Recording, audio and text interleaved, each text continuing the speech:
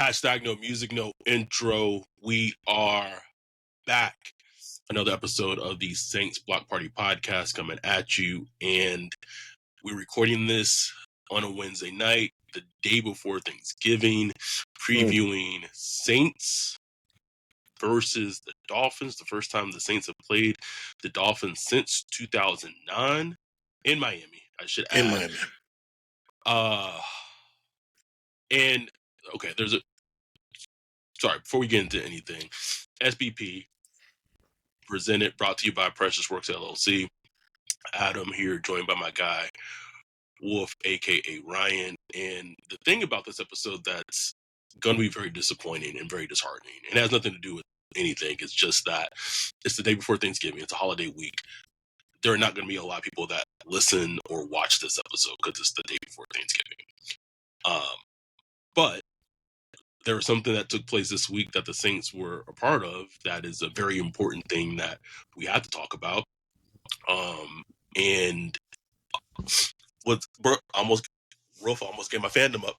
We was about to have NFL Block Party pod. Like, Love is blind. Something, bro. I was this close. But in case you've been living under a rock, and I apologize for sound quality or video quality isn't what it is. I'm again at home visiting family in Texas and Lubbock for the holiday week, so I don't really care. But the whole Justin Tucker situation that came out Monday, because this is Wednesday, so it came out Monday. The Saints tried out Justin Tucker and Cade York after the Blake Groupie, missing 8 field goals in the season. Eventually, Blake Groupie gets released. They end up going with Cade York, former kicker at LSU, who's now the kicker on the practice squad, which is so funny because like if I'm a team, if I had like an extra roster spot before I played the Saints, bro, I would just sign Cade York to my active roster, bro. Because then they wouldn't have a kicker. But anyway, I mean, I guess technically they would have Charlie Smith, but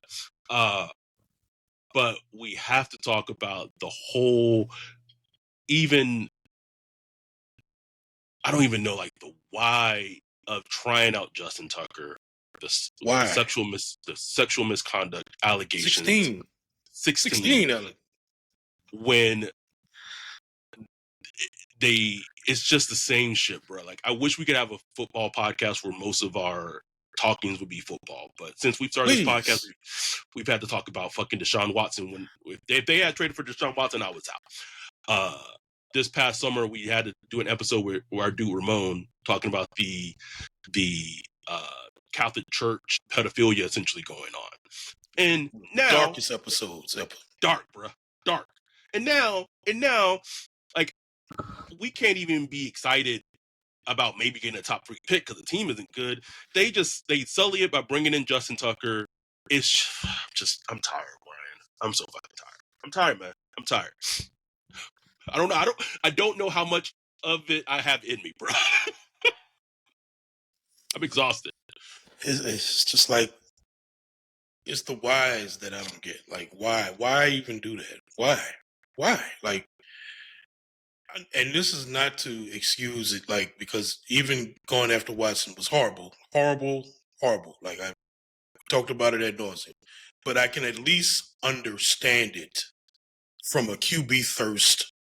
I need a QB and I don't care what I'm gonna do. Still don't agree with it, wouldn't do it, but I could put myself in okay, like I could see a team just being mad thirsty and looking past some things, even though it's disgusting.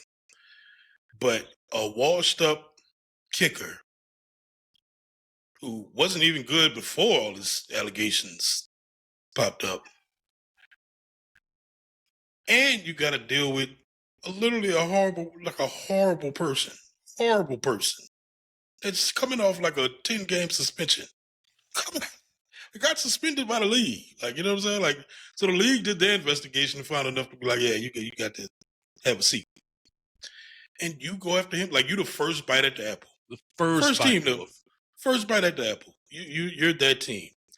I don't get it. I don't understand it. Like, who makes that decision? And now you got Kelly Moore standing up there catching bullets about it, asking, got to answer questions about him, and he the big boy. He gotta get up there and answer. But it's like, why even put yourself in that position? Like, why even do that? Before we even get to the morality of it, like, why even do that? Even from a business standpoint, like, From it's a just PR standpoint. PR, just bad business. Like, God, Saints, Jesus, what are y'all doing, man? What y'all doing on the field? What y'all doing off the field? It's just our dude Wesley in the chat said, why can't they just be a normal shitty team? Why is it always like this? Normal shitty. Like, why am I reading about Catholic Church bankruptcy settlements and bond holders and all that stuff? Why am I even reading about this? I shouldn't even be reading this stuff, but I got to read about it because the owner of my, favorite team that I grew up watching is like bankrolling a child abuse farm. You know what I'm saying? Like, what the hell, bro? I just want to watch football and talk ball. That's it. Mark said, talking about Kellen Moore in the presser when shout out to Catherine Terrell and Matt Paris for like lining up Kellen Moore. Said Tucker had an quote unquote unfortunate experience. That's what Kellen Moore said on Monday, bro. Sounding like a robot. Like, bro, can you have some humanity, please? Like, Jesus. Like, I don't understand these type of people, bro. Like, I don't know. With stuff like that, how can you just not be human? You know what I'm saying? It'd be like, this is gross. Like, this is disgusting. I don't want to. No, like, if I'm Kellen Moore, like, even if I give Kellen Moore the benefit of the doubt of, like, look, this is the pro personnel department. All they doing is looking at, wait, kickers available. Here's what we got, and we bringing in kickers. Kellen Moore have no input in it.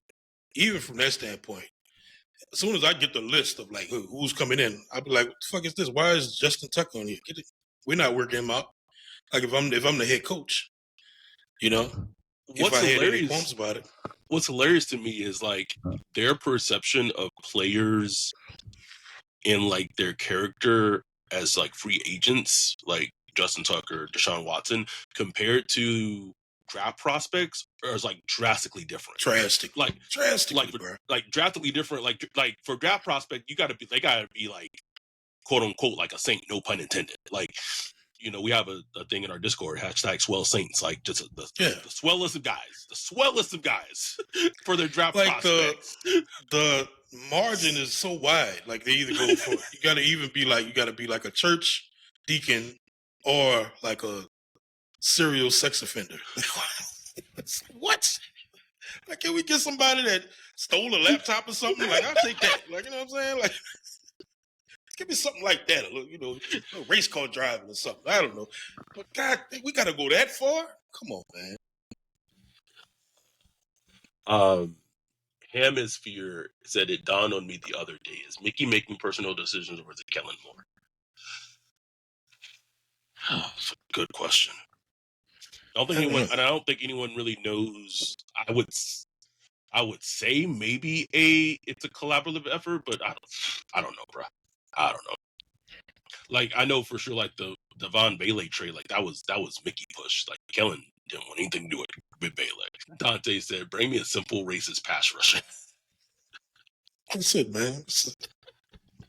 No MAGA pass rusher, bro. It was.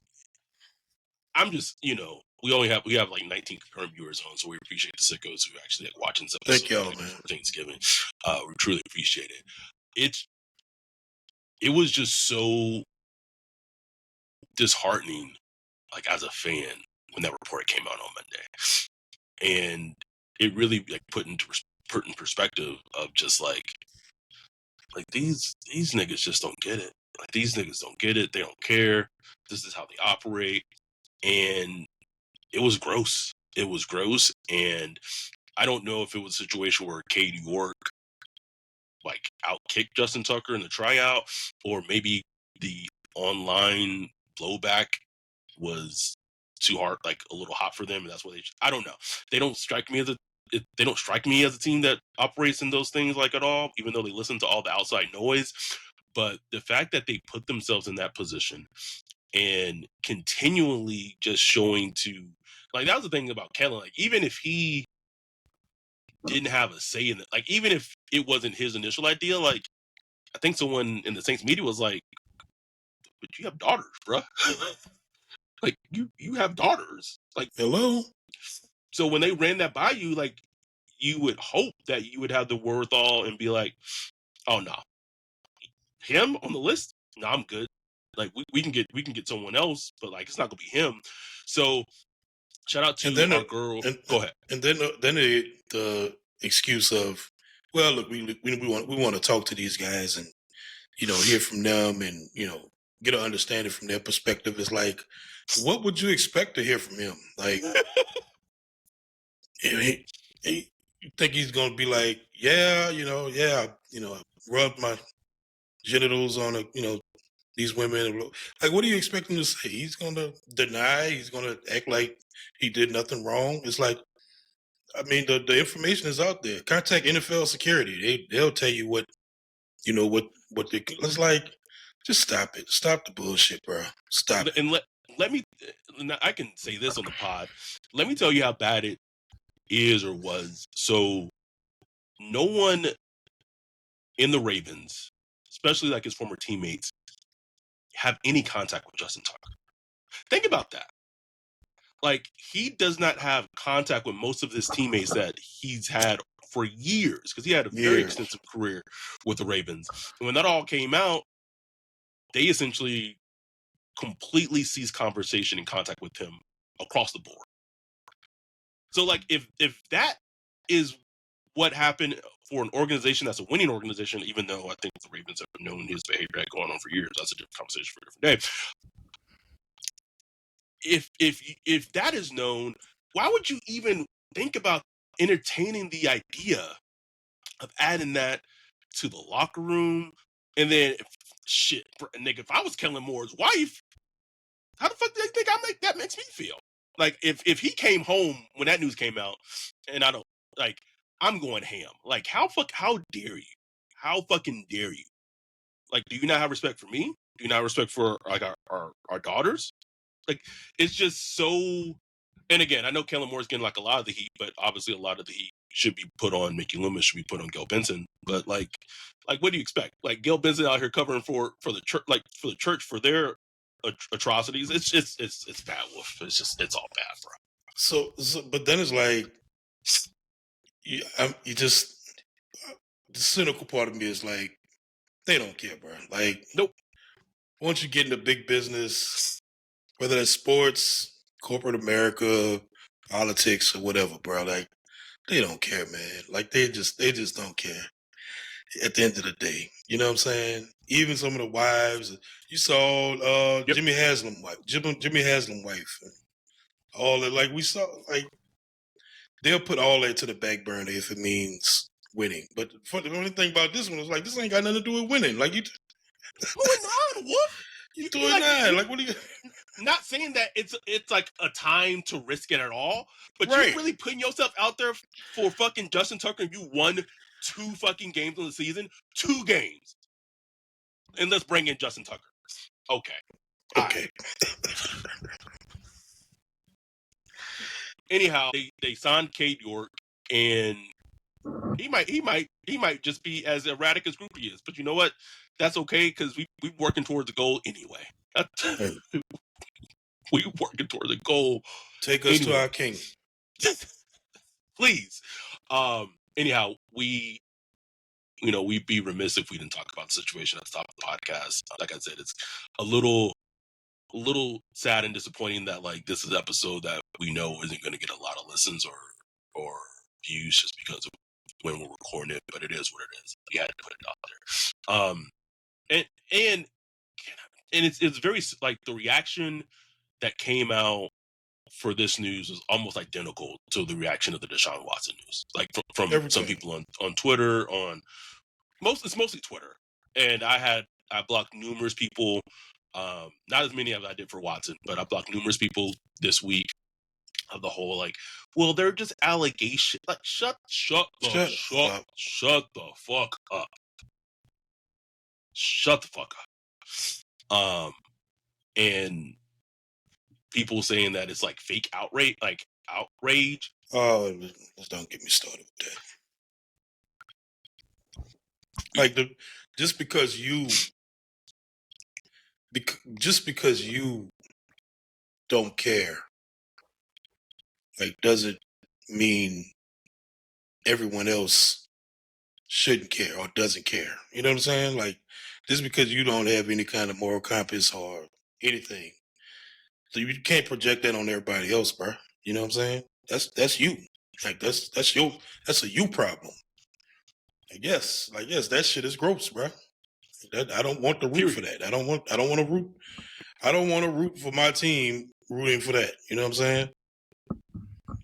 Like, I saw it. I saw all the tweets. I was just like, oh, here we go again. Here we go again. You know, it's like, yo, that bankrupt. Damn. Stank and broke. Anyhow, let's take our first break. Let's do a little palate cleanser, and we'll come back, talk actual football, Saints Dolphins after the break.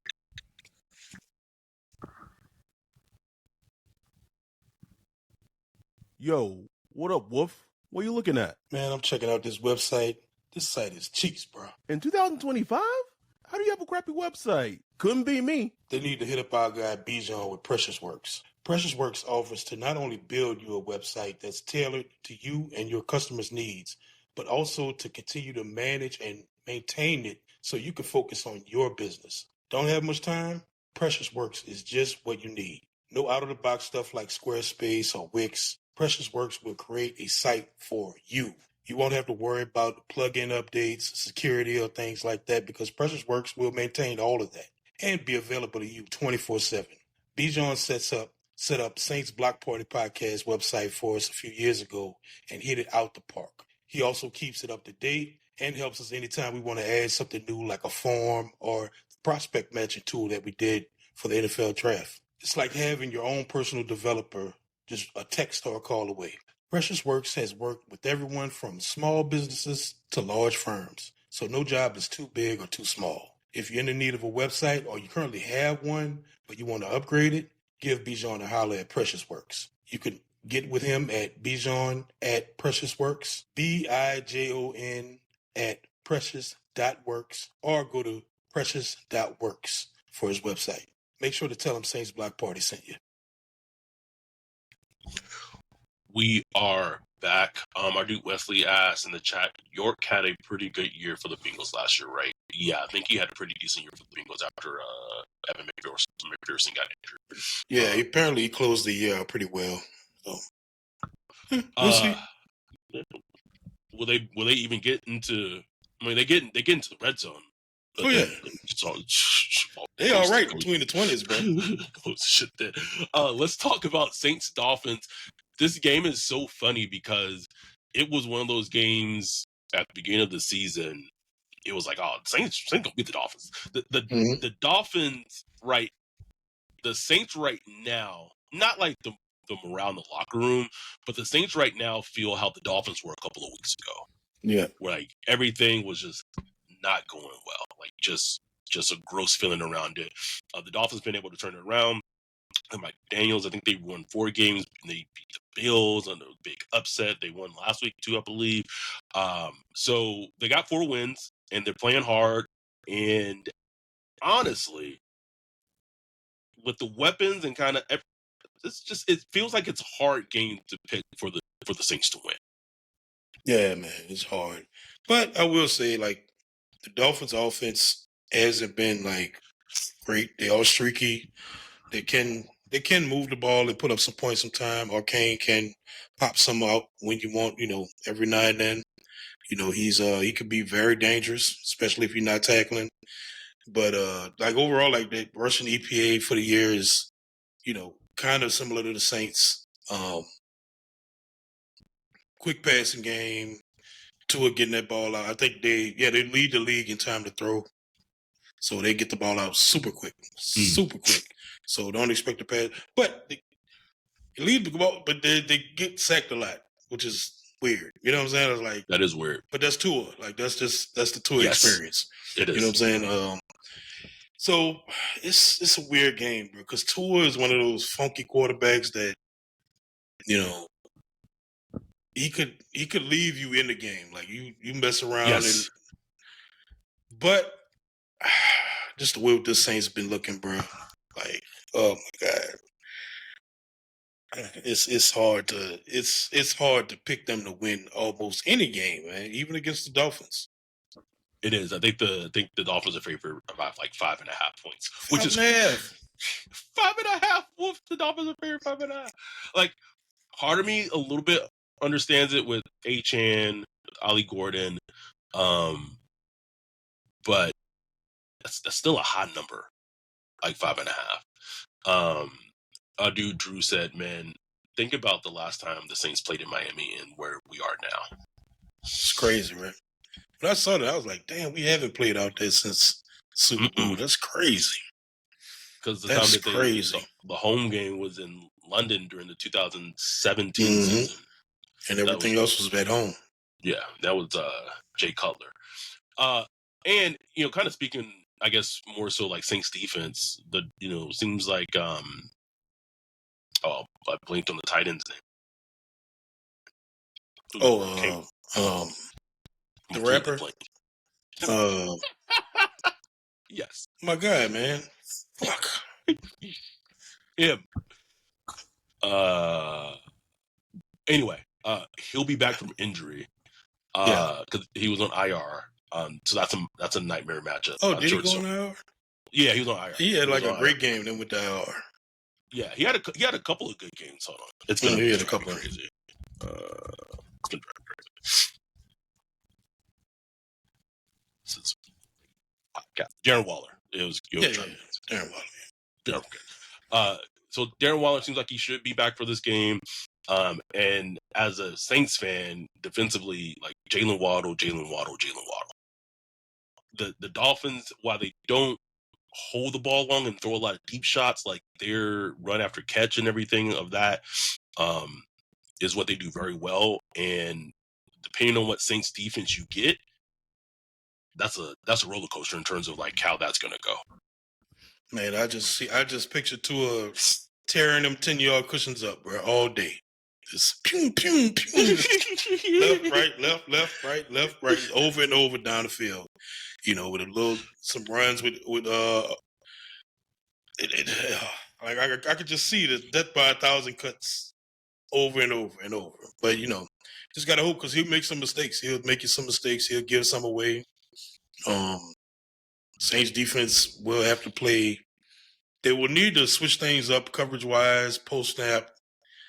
Just you gotta force Tua to hold that ball couple times. And when he starts looking and the picture isn't clear to him, he'll just kind of hold on to the ball, and that's when he starts making mistakes. If you let him get in rhythm and be able to pre-diagnose everything, he just gonna march him down the field, tear your ass up. And I will say this for the pass rush, Chase Young's played extremely well since he's come back from injury. Don't know what happened to Big Creep Carl Granison. No, bro. Like, someone, I think the stat came out that he hasn't had a sack since the Bills. Bills came, bro. Where are you, bro? That was pre-quarterback change, bro. You know how many news cycles that is? I just remember, like, anyhow. But the Dolphins' offensive line is not very good. But here's how this game just comes down to is that it felt like Raheem Morris cooked, him and Jeff Ulbrich cooked Kellen Moore a little bit, quite a bit, last week against the Falcons. And so now look at this matchup going against the Dolphins. It's going to be Mike McDaniel and essentially Anthony Weaver, who calls the defense for the Dolphins, going against Kellen Moore and Brandon Staley. And Weaver come and get some revenge, boy. That's right. Use me as a DIE interview. I got something for you.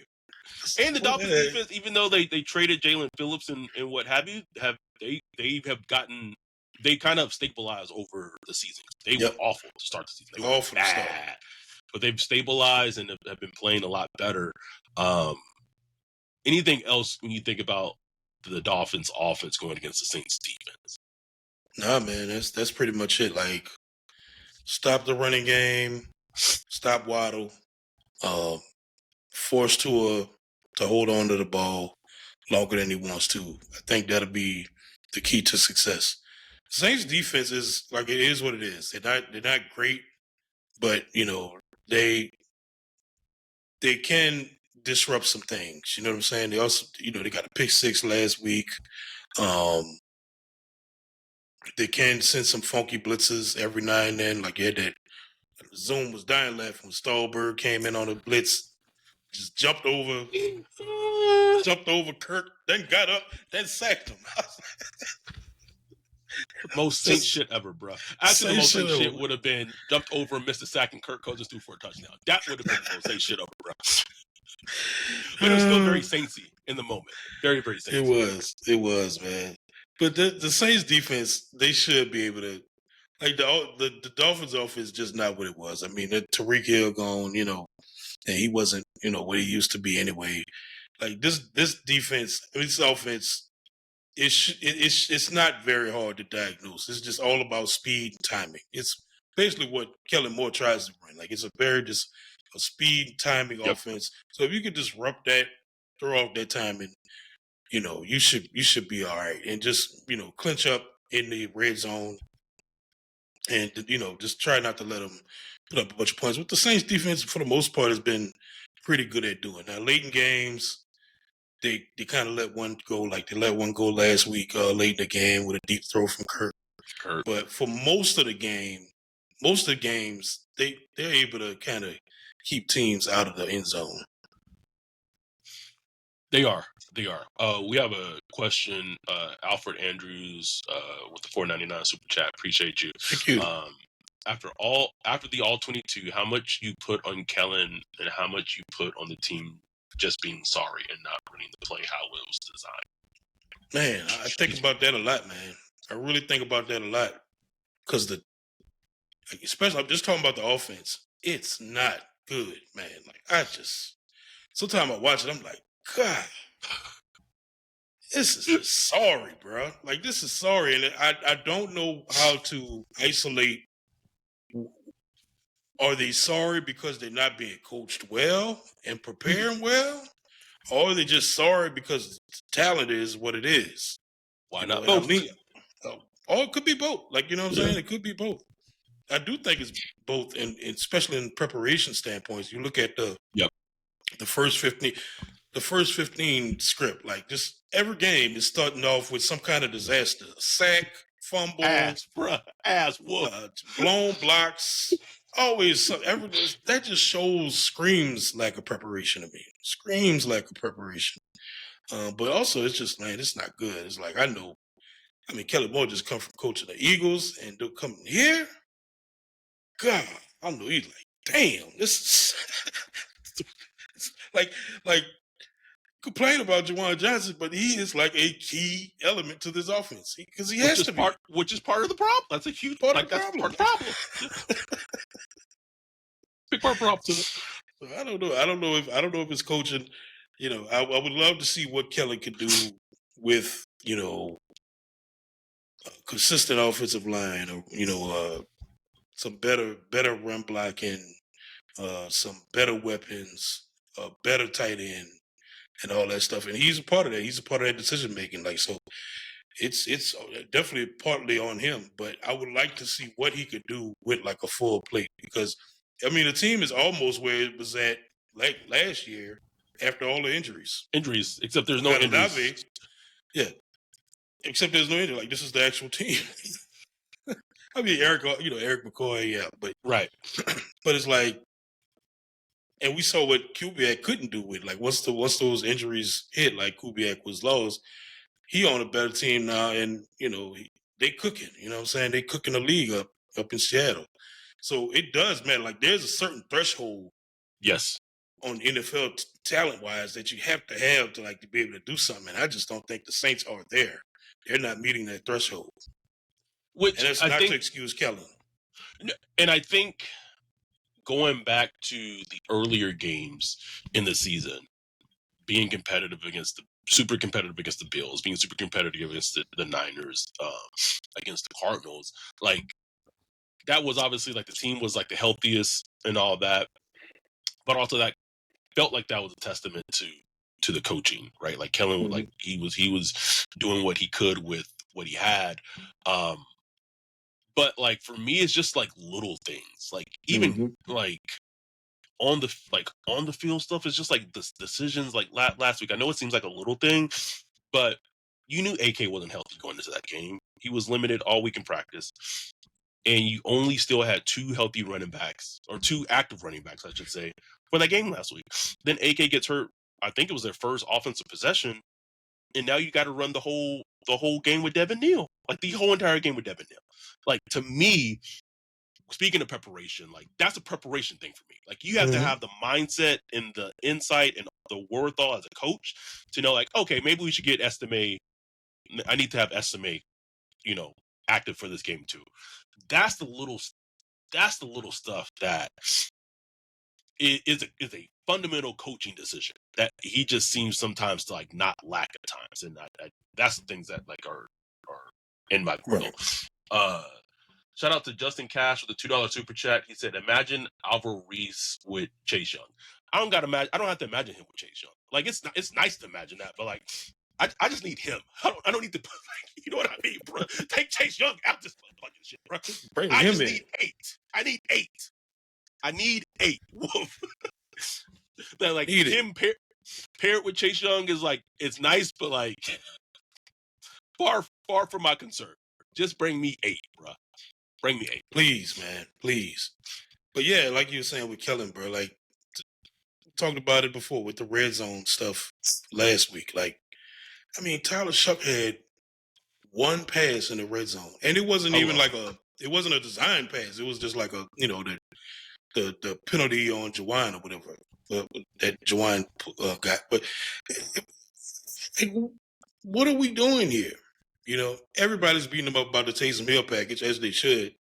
Because it's like, what are we doing? Like, wouldn't it be much better for Tyler Shuck to make those reads, make those throws, even if they fail? Like, even if it doesn't work, at least you can say, okay, next time, I need to do this. I need to, target the ball better here. I need to get the ball out quicker. At least it's like a learning point where next week and going forward, you can learn from it, get better. But with Taysom Hill, whether he gets it in or not, it doesn't matter because it's like he's no part of the future. And this is like a Taysom Hill. I am a Taysom Hill fan. Like, you know what I'm saying? But what are we doing here? Here's the interesting thing with that. Is it that he just doesn't trust Tyler Shuck in the red zone? Because I know at the beginning of the season, Taysom Hill was injured. But even when Taysom Hill got back, like it just didn't seem like when Rattler was the quarterback that these Taysom Hill packages were used to this degree. To this degree, right. You might get one or two, but like I know you had that run in the Patriots game. Right. They had that stupid Chris Olave pass versus the Bills. Or whatever. But still, it's like I can't even recall many shots to the end zone by Shuck. You know what I'm saying? Other than like deep shots, but I'm like in the red zone. I just can't even recall many shots. It's like, what are you? So it's like if you don't this is his evaluation. Like you're supposed to be evaluating him for next season. So like if you don't even trust him to throw in the red zone, like what is even happening? Like those are the things as a coaching wise. Sorry, a runny nose. Those are things like coaching wise. I'm just like, what is happening? And I swear to God, if we're watching the Zoom on Sunday and these niggas do the same shit when they get in the red zone, they put fucking Taysom Hill out there and start making some dumb decisions and start running towards Jake Stoll's side, I'm going to lose my shit, bro. I'm going to lose my shit. Now, how you have 44 passes and no passes in the red zone? It's like, what? That is crazy, bro. This makes no sense, man. It's like, is he trying to outsmart himself? It's like I think so. I think so, man. Wesley said, why can't we just line up and have Shuck quarterback sneak it twice on 3rd and 4 and 4th and 1, man? Or just line up and throw Billy a slant. Man, come on. Now they did try running Shuck in the red zone, and They did. That didn't work. Look, the running offense is terrible, bro. Like the run blocking is awful. I just don't know what to say. They just don't have a lot. They don't have a lot of answers. They just don't, man. They don't, bro. They don't. Someone said 504 Co5. No way you can effectively evaluate Shuck with this roster. No way. This is I disagree. This is a joke. Disrespectful. No way. This is a joke. Disrespectful to every single supporter. I mean, yeah, you can. Like, I'm not like. You can evaluate him this season. You absolutely can.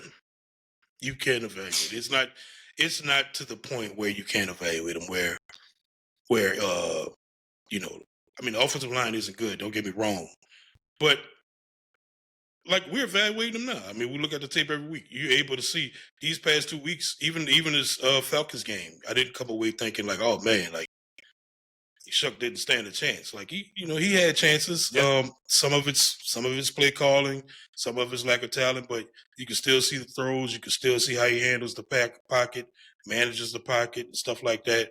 Manages certain down and distances in certain situations and stuff like that. So you absolutely can evaluate.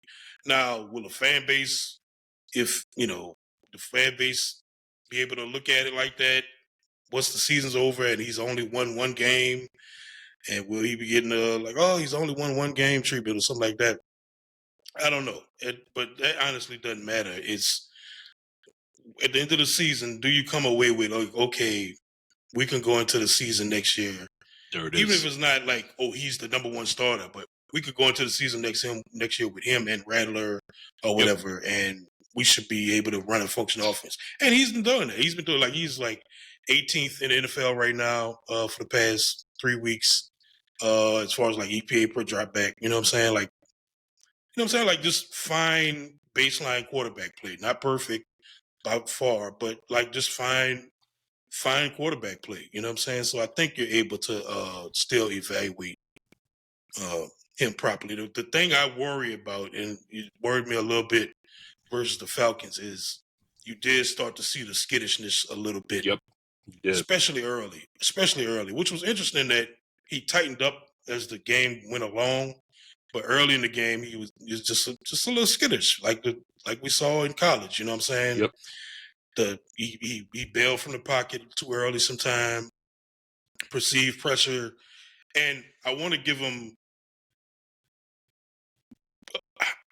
a little like leeway because he perceived pressure and like it looks like pressure. I ain't gonna lie, he ain't like right. It's a wall in front. It's like dudes coming at him, but then like the offensive line to reset and then hold it. And so he has to learn to be able to just trust it and be like, okay, they're going to hold up or I'm going to get hit. But you got to stand back there and sometimes you got to take that hit as you throw. You can't bail out every time, What's interesting is that some of Rattler from last season, when he like coming into this season, it was like one of his biggest things he wanted to work on because he said like he bailed from the pocket too soon. He sure did. And he was a rookie last season. So like it's not crazy for Shuck, who when that was a concern for him coming from college, that he's having that same experience of like you have to kind of teach yourself like, okay, like I can stand in this pocket or I need to learn how to maneuver and navigate from the pocket so that if there is pressure or perceived pressure, either one, I know I'm going to be okay and I can get this ball off down the field or to whoever it needs to go to.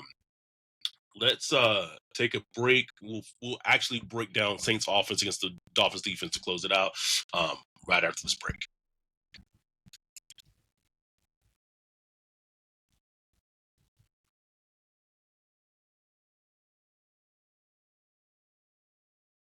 Football season is in full swing and Underdog is the best place to get in on the action. Playing on Underdog is easy. Just pick whether your favorite players will go higher or lower on stats like rushing yards, receptions, touchdowns, and more. This week, I'm looking at Saints versus Bucks and selecting Chris Olave for higher than 50 yards and Baker Mayfield for lower than 3 touchdowns. Download the app today. Sign up with promo code BLOCKPARTY to score $100 in bonus funds or bonus entries when you play your first $5. That's promo code BLOCKPARTY. Underdog. Make picks. Win money. Must be 18 plus, 19 plus in Alabama and Nebraska, 19 plus in Colorado for some games, 21 plus in Arizona, Massachusetts, and Virginia, and present in a state where Underdog Fantasy operates. Terms apply. See assets.underdogfantasy.com/web/play and get terms _DFS_.html for details. Offer not valid in Maryland, Michigan, Ohio, and Pennsylvania. Concerned with your play? Call 1-800-GAMBLER or visit www.ncpgambling.org. In New York, call the 24/7 Hope line at 1-877-8-HOPE-NY or text HOPE-NY 467-369.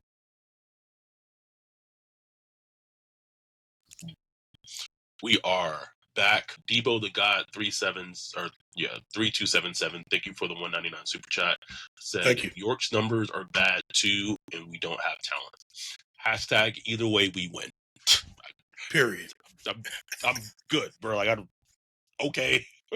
I'm well aware that they don't have talent. But when you talk about like thinking about this Saints offense, it's probably gonna be missing Alvin Kamara. So they're probably gonna have a backfield of Devin Neal and Estime and Taysom, I guess. Going against this Dolphins defense, thoughts and impressions when you kind of think about that matchup against like kind of everything that the Saints offense, can and hopefully will do against the Dolphins defense.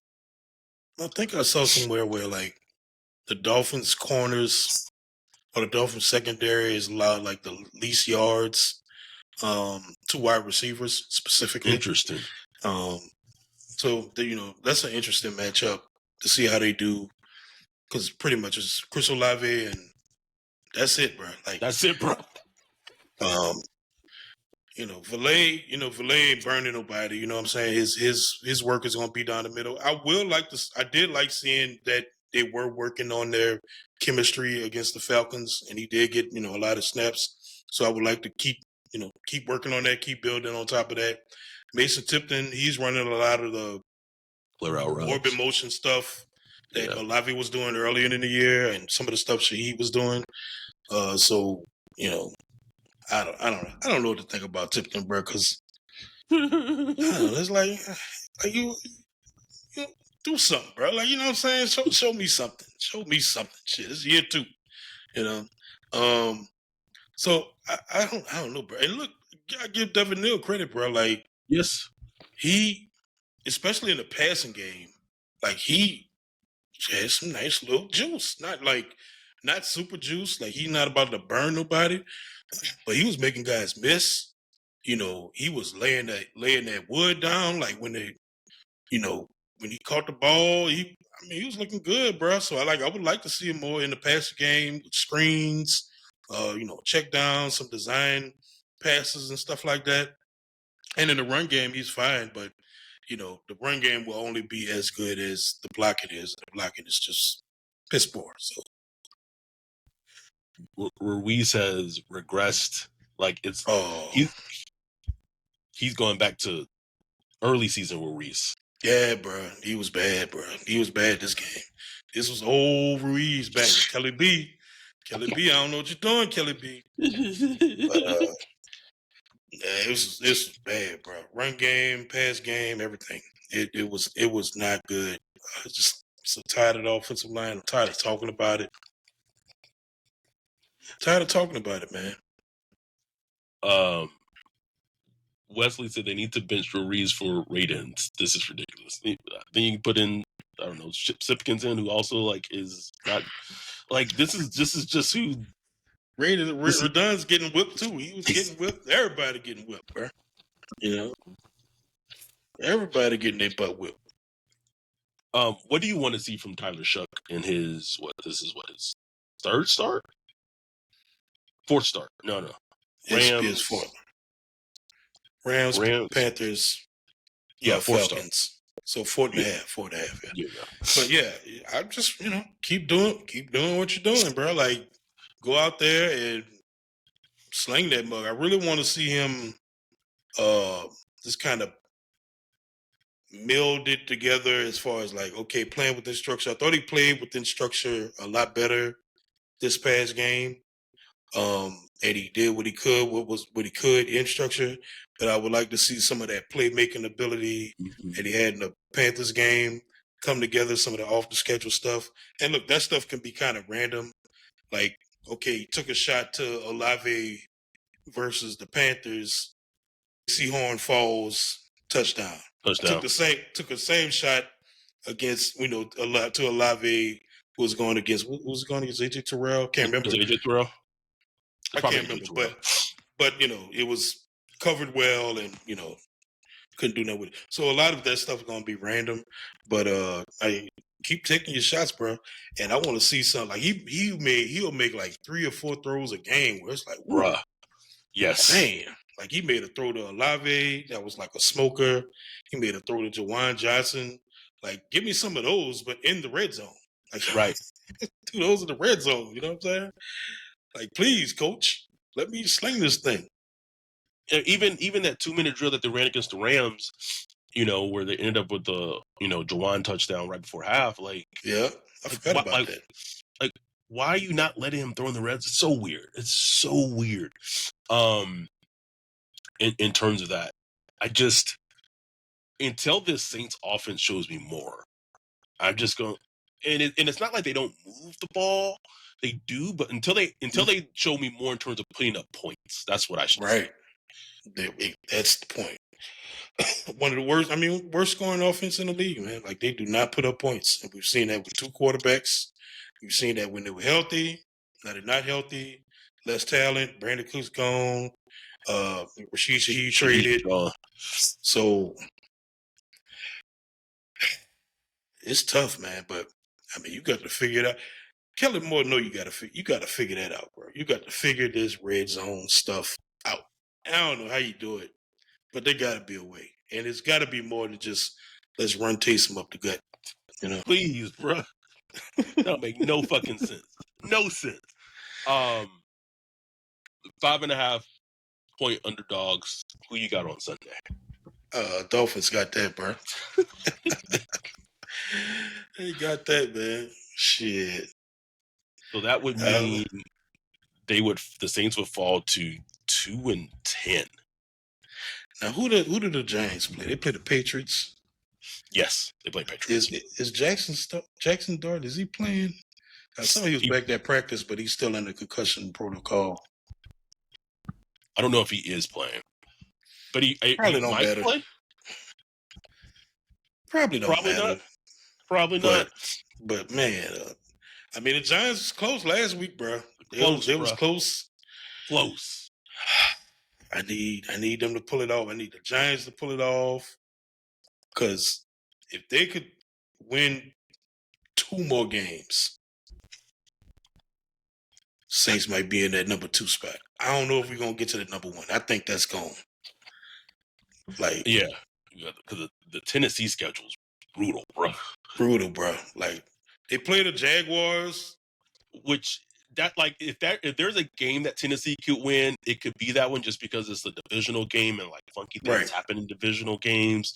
Like, I could see them potentially like pulling off a huge fucking upset against the Jags. And if Tennessee could just win 1 more, bro, just win 1 more. Don't give me hope. Don't give me hope. I think it just boils down to, like, obviously we're rooting for them to pick number 1 overall, 2 overall, because then they can control the draft. They can trade down, but pick up an extra first round pick in next year's draft, because that changes their entire future, and then still draft like a Alvaro Reese or a Caleb Downs. Like, that's the best outcome. But even if they just lose the rest of their games the rest of the season, they just slide into that number 3 pick, bro. It's good enough for me. I need it, Wolf. That is good enough for me. Got muted for a second. Sorry about that. Okay. I also have the Saints not winning on Sunday. I have the Dolphins winning that game. Alfred said Ruiz got beat so bad, like he don't even belong in the league. He single-handedly fuck up the whole play. That's the Ruiz I know. That's Ruiz, bro. Like you said, standing at the scene of the crime, bro. That is like players getting worse, bro. Like even like Foster Moreau, he blowing blocks. The Ravens dude, the Ravens tight end we signed. Mitchell Patton. Yeah, Mitchell Patton. He missing blocks. It's like, what are y'all doing on the airline? Like during the week? Like what are y'all doing? Hey, Y'all, hate ball 504, bro. like just the lack of cohesiveness and coordination. It's just that's what that drives me crazy more than anything, because that ain't talent. You know what I'm saying? Like that's So not they just look sloppy out there. Wolf, they just look sloppy. sloppy, Like, bro. like you're a Some of professional. the run players I look at, I'm like, I don't even know what's going on, because it's just like a mash of people, you know. And it's like, oh, we'll go this way, you go this way. It's like, bro, what are we doing, man? Now, what's interesting, just kind of random, I did notice that most of the Dolphins' runs are out to the outside. So it's going to be interesting to see how the Saints defense blocked that up. I forgot to mention that earlier. But so not a lot of inside runs. So Yeah, so the Saints defensively on the edges are going to get tested. yeah. So to me, knowing this would be a game. If I'm the Saints, if I'm Brandon Staley, I said maybe I want to use Danny Stutzman a little more. Maybe I want to use Stafford a little bit more. Thank you. Get that sideline to sideline speed. Because if you're relying on DeMario and Pete to help you contain Achan on the outside, good luck. Good luck. Anyhow, we appreciate all the sickos who joined us on a episode the day before Thanksgiving. Also, I didn't do this earlier in the week, but I did want to just give our condolences to our guy Dash and his family. Dash's stepfather passed away recently. Much love, Dash. So, we love you, brother. Stay in there. If you need anything from us, reach out to us. You're like family, so we appreciate you, man. So we're here if you need us. Everyone who's listened to this episode, watching this episode, no matter when you're listening or watching, like, have a good Thanksgiving. Like, Please. be around your loved ones, your friends, the ones that just take up that emotional capacity in your heart, and enjoy the fun and the moments, because ultimately that's what it's all about. It's just creating fun and moments. I have my entire family here in Texas with me in Lubbock, and so we're going to enjoy this rest of the week. You can head back home on Friday, but moments are important, so enjoy those. And like Wesley said, there are some good football games tomorrow. Yeah, there are some good ones. Also thankful for for Adam, for this podcast, and y'all, man. Everybody that tunes in, checks us out, subscribes, hits the like button, our Patreons, our YouTube members, everybody that mess with us, man. We really appreciate it, bro. Like, I really, really am thankful for all our audience members and fans that really consume our product. For sure. So we'll be back on Sunday. The live stream will be up on YouTube. If you're a Patreon, you can hop in the Zoom, be a part of the live stream. There's no better way to watch Saints games anymore. Like, it's really the only way. The best way, man. We just spend most of the game just laughing, just diabolically laughing all the time with this team. But we appreciate y'all. We love y'all. With that, we are out, and happy Thanksgiving. Happy Thanksgiving. Peace.